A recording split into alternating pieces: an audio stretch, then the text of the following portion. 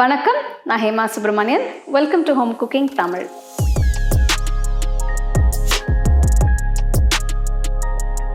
சாயங்காலம் tea coffee டைமில் ஏதாவது ஒரு சாப்பிடணும்னு நினைப்போம். அதில் குயிக்காக செய்யலான்னா என்ன செய்யலாம்? பக்கோடா ரொம்ப ஈஸி. அதுலேயும் மஷ்ரூம் பக்கோடா ரொம்ப வித்தியாசமாக இருக்கும்.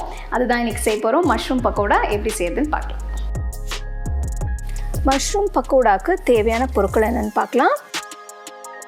ஒரு பவுலில் மெலிசா ஸ்லைஸ் பண்ண மஷ்ரூம்ஸ் 100 கிராம் எடுத்துக்கோங்க. அதில் ஒரு வெங்காயம் ஸ்லைஸ் பண்ணதை போட்டு, பொடியாக நறுக்கின பூண்டு, பொடியாக நறுக்கின இஞ்சி, பொடியாக நறுக்கின பச்சை மிளகா, கொஞ்சோண்டு பொடியாக நறுக்கின கொத்தமல்லி, பொடியாக நறுக்கின புதினா, இது எல்லாத்தையும் கொஞ்சம் கொஞ்சமாக சேர்த்து இதில் 1/4 டீஸ்பூன் மஞ்சத்தூள், 1/4 டீஸ்பூன் பெருங்காயம் தூள், 1 டீஸ்பூன் காரம், 1 டீஸ்பூன் ஜீரகத்தூள், தேவையான அளவு உப்பு, 2 டீஸ்பூன் அரிசி மாவு, 4 இல்லைன்னா ஒரு 5 டீஸ்பூன் கடலை மாவு. கடலை மாவு இன்னும் கொஞ்சம் வேணும்னா அப்புறமா சேர்த்துக்கோங்க. எல்லாத்தையும் சேர்த்து கொஞ்சம் தண்ணி விட்டு மிக்ஸ் பண்ணி வச்சுக்கோங்க.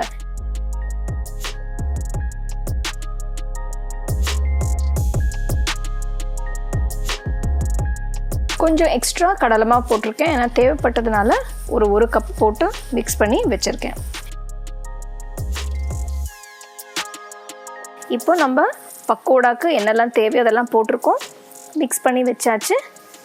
ஒரு கடாயில் தேவையான அளவு எண்ணெயை ஊற்றி, எண்ணெய் நல்லா காஞ்சதும் கொஞ்சம் கொஞ்சமாக இந்த பக்கோடா மிக்ஸ்சரை எடுத்து அதில் போட்டு நல்லா கோல்டன் ப்ரௌன் கலர் வர வரைக்கும் வறுத்து எடுத்து வச்சுக்கோங்க.